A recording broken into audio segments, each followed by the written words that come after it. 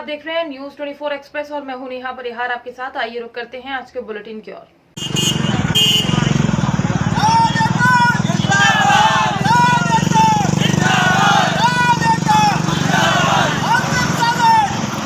इन दिनों जहां किसान अपनी फसलों में डालने के लिए खाद की अत्यंत आवश्यकता है, वहीं मार्कफेड द्वारा सोसाइटियों में खाद उपलब्ध न करवा पाने से किसान को खाद उपलब्ध नहीं हो रही है।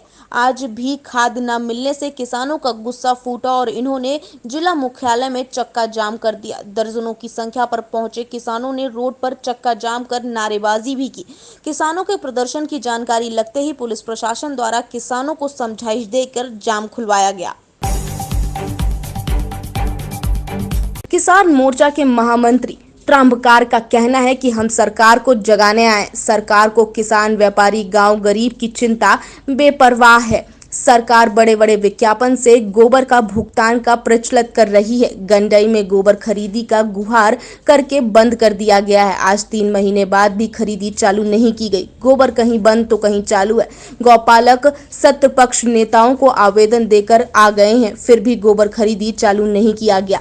गौपालक को सरकार दर बदर भटका रही है। इस प्रकार गंडई में यूरिया 1 माह से नहीं है। सरकार के लिए अधिकारी ही सरकार की आंख कान है। हम सरकार को जगाने आए हैं। धरना प्रदर्शन में सैकड़ों भाजपाई व गौपालक मौजूद रहे। भूपेश तेरी दादागिरी नहीं चलेगी, नहीं चलेगी। भूपेश तेरी तानाशाही नहीं चलेगी, नहीं चलेगी। खमन जी बताइएगा, आज जो आप लोग धरने पे बैठे हैं गोबर की खरीदी को लेके, जो कि सेंट्रल में यहाँ पे अभी खरीदी जैसा लोग बता रहे हैं 3 महीने से बंद है और सीओ साहब ने भी बताया, तो इसके बारे में जानकारी। अब इसकी जानकारी तो सबको है कि गंडई में 10 मई से खरीदी बंद है और यहाँ आने के बाद और भी जानकारी पुख्ता हो गई कि कैसे कैसे गुमराह करके उसको बंद किया गया है और चालू करने के लिए कैसे प्रकार की बातें की जाए। पिछले 5 दिन पहले हमने कलेक्टर साहब को के नाम से ज्ञापन दिया था। अब कलेक्टर के ज्ञापन के बाद वो न्यूज़पेपरों में भी आपके माध्यम से पहुंचा है, लोगों तक के अधिकारियों तक भी पहुंचा है। उसके बाद ये जवाब आना कि हमको और भी चर्चा करना है। मैं स्वयं कलेक्टर साहब से मिलकर के एक बार और आग्रह किया था कि गोबर खरीदी प्रारंभ कर दी जाए। इससे सरकार की योजना अच्छी खासी चल रही है गंडई में और आर्थिक रूप से गरीब लोग मजबूत हो रहे हैं।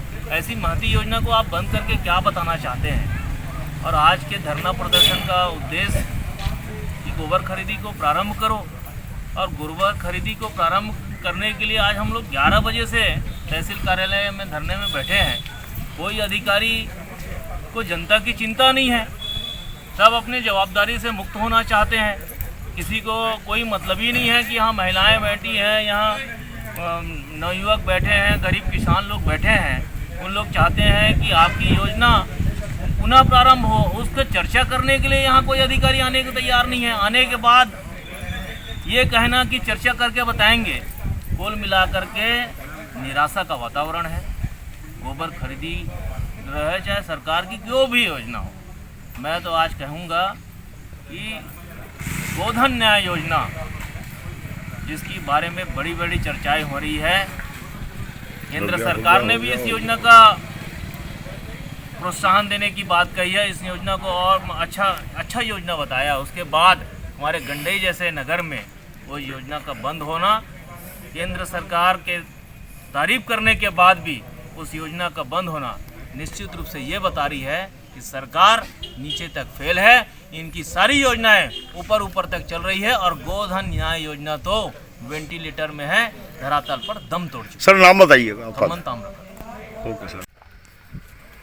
सीओ साहब बताएंगे, आज यहाँ पे धरना प्रदर्शन हो रहा है गोबर को लेके, काफी मात्रा में महिलाएं थी और ये यहाँ पे लोग करीब 11-12 बजे से बैठे हुए हैं आपके इंतजार में।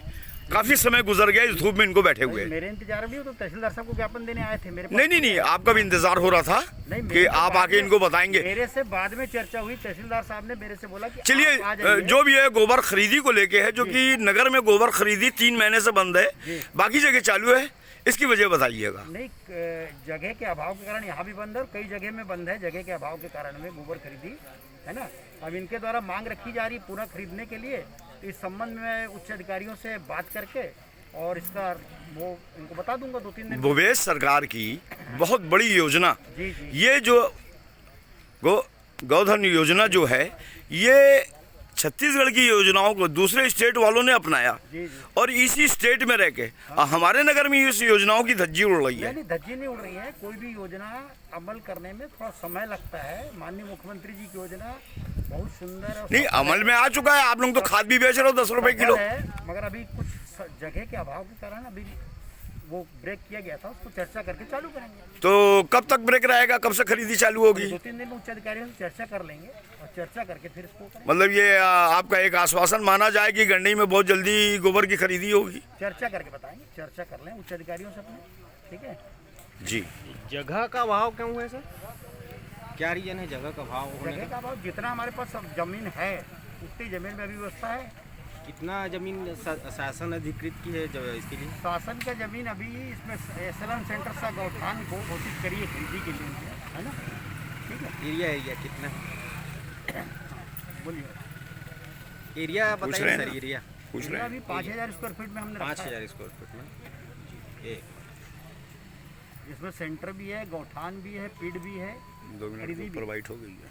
5000 आप बंद कर दीजिए अपना। 5000 ठीक है सर, मेरे को नाम और पद बताइएगा। प्रमोद शुक्ला, मुख्य नगर पालिका अधिकारी, नगर पंचायत गंडई। स्वयंसेवी संस्था अक्षय पात्र तथा इंडस टावर के द्वारा सरकारी विद्यालयों में अध्ययन करने वाले विद्यार्थियों को हैप्पीनेस किट का वितरण कार्यक्रम दिनांक 14 जुलाई 2021 को शासकीय उच्चतम विद्यालय माता का थाना व महात्मा गांधी उच्चतम विद्यालय चैनपुर व अन्य विद्यालय में 300 किट वितरित किए गए। इस कार्यक्रम के मुख्य अतिथि कुंती परिहार, महापौर, विद्यालय प्रचार व अक्षय पात्र के प्रबंधक अशोक पटेल, सुपरवाइजर श्रवण कुमार, विद्यालय के स्टाफ सदस्य तथा अन्य गण मौजूद रहे। इसमें बच्चों की बीमारी से लड़ने की क्षमता बढ़ाएगी। इस किट में लगभग 16 प्रकार की सामग्री उपलब्ध है। इस कार्यक्रम में अतिथि में कोरोना में इस किट की उपयोगिता के बारे में जानकारी दी व अक्षय पात्र व इंडस टावर का आभार व्यक्त किया। आज विद्यालय प्रांगण के अंदर प्रधानाचार्य जी और जो विशिष्ट अतिथि जी आए हुए हैं, उनके सानिध्य में जो इंडस टावर के द्वारा जो एक सामाजिक प्रोत्साहन के लिए जो अत्यंत गरीब और पिछड़े रूप से जो वर्ग हैं हमारे छात्रों का, उनके डेवलपमेंट के लिए जो आज जो किट प्रदान किया जा रहा है, जिसके अंदर रॉ मटेरियल्स के अंदर बिस्किट, नोटबुक, पेंसिल, इरेजर और अन्य खाद्य पदार्थ जो दिए जा रहे हैं, बहुत ही बैलेंस्ड किट बनाया गया है। और ऐसे रचनात्मक कार्यों से समाज के अंदर एक विकसित ऐसे छात्रों की जो विकास होगा और एक विकसित जो शैक्षिक के अंदर जो विकासमान प्रतिमान साबित होंगे, उसके लिए मैं इंडस टावर का बहुत ही आभार व्यक्त करता हूं। और इसके साथ ही अक्षय पात्र का भी विद्यालय परिवार की ओर से, प्रधानाचार्य जी की ओर से, जो और हमारे विशिष्ट अतिथि आए हुए हैं, उन सब की ओर से आपका कोटि कोटि अभिनंदन और आभार। आज अक्षय पात्र द्वारा माता का थान स्कूल में हैप्पीनेस किट का वितरण किया गया है। बच्चों में बहुत ही खुशी और हर्ष का माहौल है। अक्षय पात्र पिछले 1-1.5 साल से कोरोना काल में अपनी सेवाएं देते आए हैं। इन्होंने हजारों की तादाद में तैयार भोजन के किट वितरण किए, क्योंकि राशन सामग्री जरूरतमंदों में इन्होंने वितरण की। और अब अलग अलग स्कूलों में बच्चों को ये हैप्पीनेस किट वितरण कर रहे हैं, जिसमें करीब 15 से 20 दिन की खाद्य सामग्री, बिस्किट से लेकर अनाज तक इसमें उपलब्ध है। और ये मैं मानती हूँ कि इनके द्वारा दी गई ये सेवाएं बहुत ही अच्छी हैं और आने वाले समय में भी ये ऐसे ही हम सबका सहयोग करते रहेंगे। आज इस माता के स्कूल प्रांगण में हमारे साथ स्कूल के सभी प्रधानाचार्य, स्टाफ और इस क्षेत्र के पार्षद और सभी गणमान्य नागरिक हमारे साथ यहाँ उपस्थित हैं। धन्यवाद। श्यामपुर तहसील के अंतर्गत आने वाले अहमदापुरा वैक्सीन सेंटर पर सरकार द्वारा चलाए जाने वाले महाटीका अभियान के अंतर्गत ग्रामीण वैक्सीन लगवाने के लिए सेंटर पहुंच रहे हैं और वैक्सीन सेंटर पर बड़े उत्साह से वैक्सीन लगवा रहे हैं। अपने आधार कार्ड को लाइन में जमा करके अपना नंबर के लिए इंतजार कर रहे हैं। वैक्सीन सेंटर पर भारी भीड़ हो रही है। वैक्सीन लगवाने के लिए प्रेरित कलेक्टर चंद्रमोहन ठाकुर जिला सीहोर के मार्गदर्शन पर मध्य प्रदेश जन अभियान परिषद में कोरोना वॉलेंटियर द्वारा ग्रामीण को प्रेरित किया जा रहा है एवं वैक्सीन सेंटर पर आने वाले लोगों की मदद की जा रही है एवं मध्य प्रदेश जन अभियान परिषद ब्लॉक सनावक प्रदीप सेंगर के द्वारा लगातार वैक्सीन सेंटरों का निरीक्षण किया जा रहा है, जिसमें corona volunteer Ravi Soni, Ram Kishan ji, Mahesh fumble, Umesh Maheshwari, Umesh Vishwakarma, Rohit वीणा द्वारा वैक्सीनेशन सेंटर पर सेवाएं दी जा रही हैं। आज शिवकोठी में श्री श्याम लगी गौ सेवा तिथि ट्रस्ट द्वारा कोरोना महामारी को देखते हुए प्रशासन की गाइडलाइन का पालन करते हुए परम पूजनी साध्वी साक्षी जी दीदी व ओम नमः शिवाय मिशन ट्रस्ट स्वामी श्री सवो भारती जी, श्री गौलोक धाम ट्रस्टी श्री रमेश चंद्र जी चौकटे, पंडित श्री हरीश जी चौकटे की उपस्थिति में 6 ब्राह्मण वटुकों का निःशुल्क उपनयन संस्कार का कार्यक्रम आयोजित किया गया। इस अवसर पर बाल विकास पंडित संकल्प चौकटे, स्वास्तिक चौकटे सहित श्याम लगी गौ सेवा तिथि ट्रस्ट के सदस्य उपस्थित रहे। उपनयन को लेकर किस प्रकार का कार्यक्रम आयोजित हुए? आज उपनयन को लेकर के 6 बटुकों का अपन ने उपनयन संस्कार किया है। निःशुल्क संस्कार कर रही है श्री श्यामलांगी गौसेवा तीर्थ ट्रस्ट सनावत के द्वारा। यूँ तो हर वर्ष हम लगभग बहुत सारे बच्चों की करते हैं। अभी तक लगभग 300 से 400 बच्चों की उपनयन कर चुके हैं, लेकिन इस समय कोरोना महामारी को देखते हुए, इस वर्ष को देखते हुए कम बटुकों का ही उपनयन किया गया है और अगर संभव हुआ तो ऐसे ही करके कम बटुकों का उपनयन करके और संस्था बटुकों का उपनयन संस्कार करती रहेगी।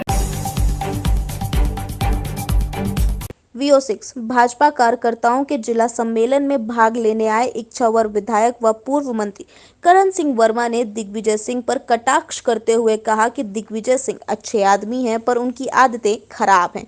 भोपाल में पार्क की जमीन RSS को देने के मामले में कहा कि शासन की जमीन है, किसी को भी दे। भाजपा को आतंकी संगठन कहने पर कहा कि अगर भाजपा आतंकी संगठन है तो फिर हम राम मंदिर क्यों बनाते? भाजपा देशभक्तों का संगठन है। बाइट करण सिंह वर्मा। हमलावर हो रहे हैं। अभी कल भोपाल में जमीन देने के मामले में भी उन्होंने RSS का विरोध करा और RSS को हिंदू आतंकवादी कहकर देखो, दिग्विजय सिंह जी पूर्व मुख्यमंत्री बहुत बढ़िया आदमी है, मगर आदत बहुत खराब है उनकी आदतें बहुत खराब है। अब ये किसी को नियम प्रक्रिया के अंदर अगर ज़मीन देना है तो कोई गुनाह तो है नहीं है। और वो आतंकवादी अगर भारतीय जनता पार्टी के तो राष्ट्र निर्माण के लिए पार्टी है, सभी लोग जानते हैं। अगर वो आतंकवादी होते तो हिंदुस्तान में अयोध्या का मंदिर निर्माण क्यों करते हैं? क्यों सत्ताधारा समाप्त क्यों करते हैं? ये तो राष्ट्रभक्त लोग हैं। दिग्विजय सिंह कह रहे हैं कि बीजेपी फ्रॉड बाबाओं पर भरोसा करती है। अरे वो उनका देखो, मैंने कहा ना पहले, बहुत बढ़िया आदमी, उनकी आदतें खराब। वो कांग्रेस में रहेगा तो ऐसे ही होगा, जो कांग्रेस में जाएगा वो ऐसे ही बोलेंगे। वो बहुत बढ़िया आदमी पर आदत खराब है उनकी। जनसंख्या वृद्धि को लेकर क्या? अब वो तो जानते तुष्टीकरण की राजनीति करते रहते हैं। अभी बहुत अच्छा है देश के प्रधानमंत्री नरेंद्र मोदी, एक अटल बिहारी वाजपेयी और दूसरे नरेंद्र मोदी देश के राष्ट्र निर्माण के लिए 2 ऐसे प्रधानमंत्री हैं जिन्होंने हिंदुस्तान के लिए अपना सर्वोच्च लगा दिया। अब वो उनको अगर कुछ बोलते हैं तो अंदाज लगा सकते हैं, पर वो तो ये भी कह रहे हैं कि हमारी सरकार मुंगेरलाल के सपने देखते हैं, सरकार आएगी तो हम 3 सत्ताधारा वापस कर देंगे। अब उनके क्या बात करते हैं? वो तो बढ़िया आदमी है, अच्छे हैं। निरंतर पर तो उन्होंने स्वागत करा आपका। नहीं, अब वो जनता निरंतर पे तो उसका स्वागत करा आपका। हाँ, तो अच्छे कोई स्वागत भी करता कभी, ऐसा इतने खराब आदमी क्या? 2-3 चीज तो सर उन्होंने आपके पक्ष में बोली, ऐसा तो नहीं? अरे नहीं, उनने ये भी आरोप लगाया कि बीजेपी के जो है कार्यकर्ताओं को 6-6, 7-7 बच्चे हैं, लेकिन वो जो हम पे जनसंख्या नियंत्रण कानून की बात करते हैं। देखो, 6-6, 7-7 सभी को है, पहले भी है। ये नया कानून, नए भारत का निर्माण देश के प्रधानमंत्री जी कर रहे हैं और उसमें जनसंख्या पर नियंत्रण जरूरी है। जो हो गया, अब नहीं होना चाहिए ऐसा। Thank you sir. Thank you बहुत बहुत। बढ़ोनी में बढ़ती महंगाई के विरोध में कांग्रेस का संकेतित धरना प्रदर्शन। कांग्रेस के जिला अध्यक्ष अशोक दांगी के नेतृत्व में डीजल, पेट्रोल, रसोई गैस की बढ़ती महंगाई और बिजली कटौती को लेकर बढ़ोरी में कांग्रेस का संकेतित धरना।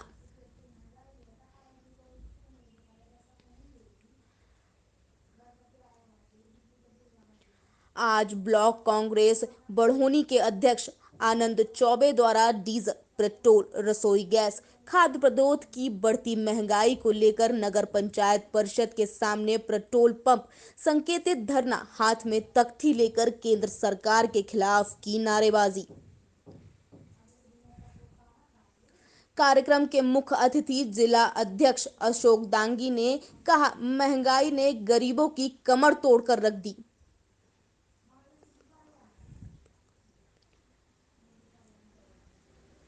ब्लॉक अध्यक्ष आनंद चौबे ने कहा, बढ़ती महंगाई से गरीबों को 2 वक्त की रोटी के लाले हैं।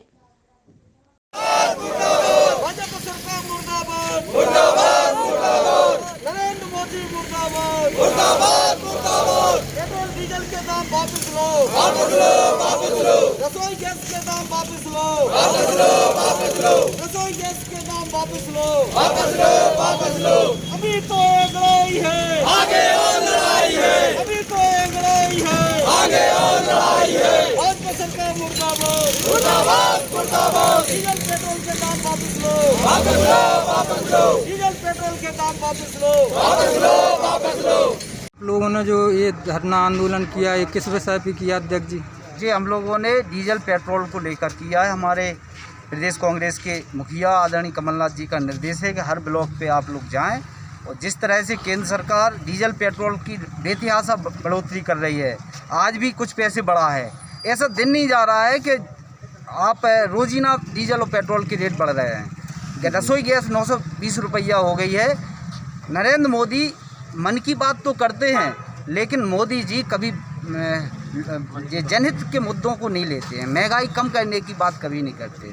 नरेंद्र मोदी जी आम लोगों की बात करते हैं कि बहुत अच्छी सरकार चल रही है हमारी, लेकिन जो उन्होंने 2 महीने का खाद्यान्न सामग्री भी वितरित का वो दिया है आदेश उन्होंने, वो भी नहीं वितरित हो रही है। केवल फूटी घोषणाएं करते रहते नरेंद्र मोदी और शिवराज सिंह जी, और लोगों को भ्रमित करते रहते कि हमारी बहुत अच्छी योजना चल रही है। इसके खिलाफ आज हम लोगों ने बढ़ोनी ब्लॉक कांग्रेस हमारे आनंद चौबे जी के आह्वान पर आज हम लोगों ने बढ़ोनी में सांकेतिक प्रदर्शन किया है। क्योंकि धारा 144 है, उसकी गाइडलाइन को तहत हम लोग भीड़ नहीं जुटा पा रहे हैं, लेकिन सांकेतिक प्रदर्शन आज हम लोगों ने किया है। मैं आगाह करना चाहता हूं केंद्र सरकार और राज्य सरकार को कि डीजल पेट्रोल के रेट कम करें। अपने पास में 10 किलोमीटर लगा हुआ यूपी है, वहाँ 12 रुपये का रेट अंतर है। आप बताइए, राज्य सरकार अगर टैक्स कम कर दे तो डीजल एमपी और यूपी का एक रेट हो जाएगा, लेकिन इस पर कोई नहीं बोलते हैं। आपने पहले भी किया, जिला स्तर पे भी किया? हम लोग हर ब्लॉक पे कर रहे हैं, और अभी हम लोगों के सांकेतिक प्रदर्शन है। अगर नहीं चेती सरकार तो हम लोगों का आंदोलन हर ब्लॉक स्तर पर करेंगे, जिसकी समझ जिम्मेवारी शासन और प्रशासन की। जी ठीक है, धन्यवाद। लव कुश नगर में सिंचाई कॉलोनी के आगे चंदेल रोड पर रहने वाले 96 वर्ष के बुजुर्ग मन खुश कुशवाहा को मृत समझकर परिजनों ने पूजा पाठ, हवन, अंतिम संस्कार में शामिल होने के लिए रिश्ते नातों को सूचना दे डाली। सगे संबंधी सूचना पर घर पहुंचे तो इन्हें बीच बुजुर्ग आवाज देकर बोले कि मैं अभी जिंदा हूं। हसमुख के घर पहुंचे रिश्तेदारों ने बुजुर्गों का हाल चाल जानकर अपने घर लौट गए। यह मामला बीते रोज का है। मिली जानकारी के अनुसार मन खुश कुशवाहा का स्वास्थ्य बीते 2 वर्षों से खराब चल रहा है। बुजुर्ग का पैर टूट जाने से वह चल फिर नहीं पा रहे। उनका छोटा बेटा राम कुशपाल कुशवाहा, उसका परिवार बुढ़ापे में सहारा बना हुआ है। आर्थिक स्थिति भी ठीक नहीं। ना आप मनसुख के कौन हो? लड़का। क्या हो गया था? ये तबीयत खराब हो गई, बोल बंद हो गए, सांस भी बंद हो गई, बचिया गई, और फिर 15-20 मिनट बाद है तो फिर जीवत फिर बोलने लगे। हाँ, रिश्तेदार आए थे, रिश्तेदार इकट्ठे हो गए, मोहल्ला के भी इकट्ठे हो गए। तो क्या समझे थे आपके पिताजी खत्म हो गए? हाँ, खत्म हो गए। अचानक एकदम से जिंदा हो गए? हाँ, अचानक जिंदा हो गए। क्या नाम है आपका? देवी दिन को मनसुख के कौन है आप? लड़का पड़े। क्या है पूरा मामला? ये पूरा मामला ये है कि एक दिन अचानक पिताजी की तबीयत खराब हो गई थी, तो गौ पूजन भी करवा दिए। बछिया जो लोग कहते हैं कि बछिया दे दो अंतिम संस्कार के लिए। तो फिर अचानक पिताजी जीवित वो तना बोलने सांसें अच्छी चलने लगी, तो आज है सो बढ़िया बात भी कर रहे हैं। अब पूर्णतः स्वस्थ है ना? हाँ, अब मतलब हाँ उतने स्वस्थ तो नहीं है, लेकिन हाँ स्वस्थ है। कितनी उम्र होगी इनकी? होगी कोई 96। जबलपुर में मंगलवार देर शाम बम और गोलियां बरसाई गई। देर शाम वारदात में बम गोलियां छर्रे लगाने से कई लोग घायल हो गए। इस मामले में लगातार आधारताल थाना परिषद में घंटों हंगामा चलता रहा। घटनास्थल पे आसपास लगे सीसीटीवी कैमरे में फुटेज में लोग बम गोलियां चलाते नजर आ रहे थे। करीबन 20 मिनट तक उत्पात मचाने के बाद हथियारबंद बदमाश वहां से भाग गए। घायलों को अस्पताल में उपचार के लिए भर्ती करवाया गया। पुलिस के मुताबिक चांदनी चौक निवासी मोहम्मद अंसारी रियल एस्टेट क्षेत्र में काम करता है। मंगलवार शाम कोतवाली पेट्रोल पंप के समीप अपने कार्यालय में बैठा था, तभी इस कारोबार से जुड़े दर्जन भर से अधिक लोग पहुंचे और अंसारी के कार्यालय पे बम बरसाते हुए गोलियां चला दी। इस हमले में आम लोग भी घायल हुए। घटनास्थल पर पास लगे सीसीटीवी फुटेज जब्त किए गए, जहां पर एफआईआर दर्ज कर पुलिस ने आरोपियों की तलाश शुरू कर दी है। आधारताल थाना प्रभारी कैलाश मिश्रा ने बताया कि आरोपी जल्द ही गिरफ्तार कर लिए जाएंगे। ठीक है। ये डेली की तरह हम अपने काम पे जाते हैं, फ्लैट का काम है। तो काफ़ी दिनों से ये गुंडे बदमाश लोग आ रहे हैं पैसे की मांडवली करने के लिए। तो इनकी बातें हम लोग सुन नहीं रहे हैं, अनदेखा कर रहे थे। 2-4 बार आए ये लोग पैसे की फोटो के लिए कि आपको काम करना है तो आपको पैसा देना पड़ेगा यहाँ पे। और ये जो लोग आए हैं ये पेशेवर गुंडे हैं ये लोग, और अभी ये लोग कुछ टाइम पहले जेल से छूटे हैं, गया हुए। कौन लोग हैं ये? मंगन है, आबिद है, और मिथुन है, इब्राहिम है। ये लोग अभी केस से बरी हुए हैं। एक के ऊपर 76 था, एक के ऊपर मर्डर था। लोग नामी लोग हैं ये लोग। आज की घटना क्या हुई? ये हम लोग आज डेली की तरह अपनी साइड पे जैसे बैठे रहते हैं वैसे बैठे थे, और ये लोगों ने अचानक से हम लोगों पे हमला कर दिए। लोगों ने पथराव करे, सामान पिस्टल लेके आए, बम फेंके, वो तलवारें लेके आए। और अगर भैया इतना सब कुछ हुआ और बम फेंकने के बाद हाथ पे चोट आई, ये हमारे छर्रा लग गया हमारे हाथ में। फायर वगैरह भी कुछ किया? हाँ भैया, लोगों ने फायर भी किए वहाँ। कौन लोग हैं? कौन लोग हैं लोग? ये लोग सब पेशेवर लोग हैं, गुंडे लोग हैं ये लोग। कहाँ पे घटना कहाँ? खेरा का भैया सब मामला। आप लोग कहाँ के रहने वाले? हनुमान ताल चांदनी चौक। तो ये घटना कहाँ पे हुई? ये हम खेरा में हुई है भैया। कितने लोग घायल हुए हैं? कुछ ये घायल 3 लोग हुए हैं, और उनके तरफ से भैया मारने जो लोग आए थे उनकी संख्या 15 लोगों की थी। और भैया लोगों ने सारे मतलब हथकंडे अपना लिए, लोगों ने पथराव किए, गोली चलाए, बम चलाए। क्यों? क्या वजह लगती है? क्यों ऐसा? भैया ये लोग फिरौती किए थे पैसे के लिए कि अगर आपको हम खेरा में काम करना है तो आपको पैसा देना पड़ेगा। अगर आप पैसा नहीं दोगे तो हम आपको काम करने नहीं देंगे यहाँ। हम लोगों ने भी ये बातों को अवॉइड कर दिए, उन पर ध्यान नहीं दिए, और ध्यान नहीं देने के कारण आज ये सब हमला हो गया हम लोगों पे। और आज अगर भैया जान बचा के यहाँ से नहीं भागते तो आज हम लोग की हत्या हो जाती है। तैयारी पूरी थी इनकी भैया। अपना नाम बता दीजिए। और हम लोग भी इसमें चाहते हैं कि प्रशासन साथ दे और इस मामले में तहकीकात अच्छे से हो, और जो अपराधी हैं उनको सजा मिले। हमारा नाम मोहम्मद उवैस अंसारी। तब क्या हुआ? घटना क्या हुई आपने? क्या हुआ था, मैं रोज़ की तरह साइड पे खड़ा हुआ था। मैं रोज़ की तरह साइड पे खड़ा हुआ था। अचानक से 4-5 बाइक आई, कहते ये लोग खड़े, इनको जान से मारना है। जैसे मैं वहाँ से भागने लगा तो पहला बेसबॉल मेरे को यहाँ मारे। उतार के दिखाऊंगे। पहला बेसबॉल मेरे को यहाँ मारे। जैसे मैं साइड की तरफ गया, बड़े भाई लोग बैठे थे, उनको बताया कि ये लोग आए हैं, तलवार, बेसबॉल, लट्ठे, बहुत सारी चीज़ें लेके आए थे। जैसे बड़े भाई लोगों ने निकाल के देखा उनको, पहले उन्होंने एक बम मारा। बम का छर्रा ही देखिए बड़े भाई को लगा। बम मारा। बम मारने के बाद जब हम लोगों ने उनको अपने बचाव के लिए ईटा वहाँ पथरा जो पड़ा था उनको फेंक के मारा, तो उन लोगों ने गोली फायरिंग की है। उसकी सीसीटीवी फुटेज निकलवा के हम आधारताल थाने के जो एसआई है भरत सिंह, उनको पूरी फुटेज दे चुके हैं। घटनास्थल पे मैं मौजूद था, भैया थे, इस भैया को भी चोट आई है। उनका उद्देश्य ये था कि अवैध वसूली कर रहे हैं वो लोग काफ़ी दिन से। कई लोगों से बोल रहे हैं कि हम इसको गायब करवा देंगे। मेरा नाम तौसीफ अहमद है, मैं ठक्करगाम में रहता हूँ। कई लोगों से बोला कि इसको गायब करवा देंगे, इसके परिवार को हम ही पहुँचवा देंगे। इस प्रकार की बहुत सारी चीज़ें इन लोगों ने किया। कितने तादाद पे लोग आए थे? वहाँ 15 से 20 तादाद में लोग आए थे। CCTV फुटेज में सब मौजूद। किस चीज़ से हमला कर दिया? हमला मेरे पे बेसबॉल से किए। जब मैं भागने लगा तो तलवार ऐसे मारे मेरे को। जब मैं अंदर चले गए तो वो लोग बाहर निकाल के बम मारे। बम से जब हम लोग बच गए, छर्रा भैया को सिर्फ लगा, हम लोग साइड हो गए थे। फिर वो लोग ने गोली मारा, पिस्टल मारा। आपको आज आप लोग थाने में आए हैं? थाने में कोई कार्रवाई नहीं कर रहा, किसी प्रकार की कोई सुनवाई नहीं हो रही। इतना बड़ा मामला हो गया हम खेड़ा कोतवाली क्षेत्र के अंदर, लेकिन किसी भी पुलिस प्रशासन द्वारा कोई भी कार्रवाई नहीं की जा रही है। कितने घंटे हो गए आप लोगों को? मैं ये वारदात हुई थी 5:53 पर, सॉरी 5:33 पर। CCTV फुटेज के अकॉर्डिंग मैं बता रहा हूँ। कितने देर से आप लोग थाने में हैं? मैं 2.5-3 घंटे हो गए करीब मेरे को। क्या चल रहा है अभी? तो कुछ कार्रवाई बोल रहे हैं हो रही है, देखिए क्या होता है, क्या परिणाम निकलता है। अपना नाम बता दीजिए। मेरा नाम तौसीफ अहमद है और मैं चाहता हूँ कि सख्त से सख्त कार्रवाई हो और जलपुर में ऐसे जितने भी भू माफिया लोग हैं इनके खिलाफ सख्त कार्रवाई हो, क्योंकि मैं एक मासूम हूँ, मैं एक स्टूडेंट हूँ, उसके बावजूद मेरे ऊपर हमला कर रहा। जो काम इस फील्ड में कर रहे हैं उनके ऊपर क्या होगा कल को? आपकी साइट कहाँ है जहाँ पे हमला हुआ? खेड़ा कोतवाली में। ठीक, पेट्रोल पंप के आगे जी। कोतवाली पेट्रोल पंप के आगे ये अपने तौफीक, सोहेल और उवैस वगैरह बैठे थे अपने साथियों के साथ। उनका शायद वहाँ प्रॉपर्टी का काम चल रहा है, कॉलोनी बसाने का, प्लाटिंग कर रहे हैं।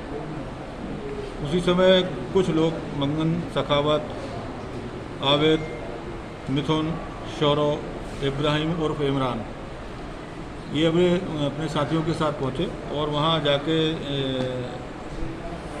अवैध वसूली का जो भी इनका चक्कर होगा और इन लोगों से वाद विवाद कर इनके साथ मारपीट की है।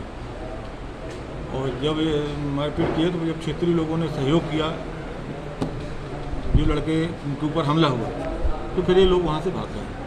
इनके खिलाफ प्रकरण पंजीबद्ध कर इनकी तलाश कर इनको अंदर करेंगे। कुछ बमबाजी की भी घटना हुई है, कुछ लोग बम फूटता हुआ तो दिख रहा है।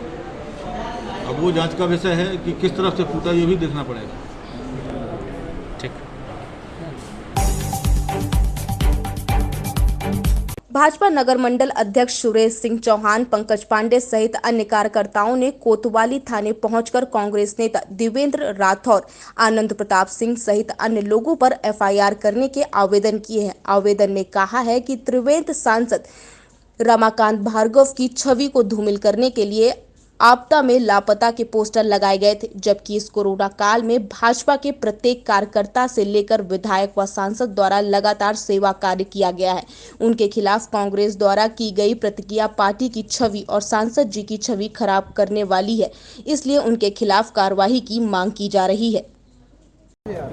हमारे विदिशा के लोकप्रिय सांसद आदरणीय रमाकांत जी भार्गव के द्वारा पूरे कोरोना काल में लगातार सभी लोगों से टेलीफोन पर संपर्क में रहे, सभी लोगों की बराबर चिंता करी, सारे डॉक्टरों से लगातार संपर्क में रहे और विदिशा की जनता उनके संपर्क को और उनके इस उपकार को कभी नहीं भूल पाएगी, क्योंकि जिस हिसाब से मेडिकल कॉलेज में और जिला चिकित्सालय में इतनी अच्छी डॉक्टरों की व्यवस्था थी, ये इतना अच्छा उन्होंने काम किया। पूरी भारतीय जनता पार्टी के सारे कार्यकर्ता उस काम में लगे रहे और घर घर से जाके मरीजों को लेके वहाँ पे शिफ्ट कराना, उनको घर तक छोड़ना, ये सारा काम भारतीय जनता पार्टी के कार्यकर्ताओं ने किया।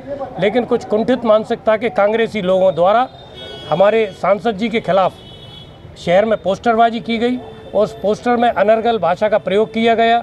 सांसद जी लापता है, सांसद जी का कोई स्थायी पता नहीं है और यहाँ पर कहीं कोई व्यवस्था नहीं है, और जबकि ऐसी यहाँ पे कहीं भी कोई बात नहीं है।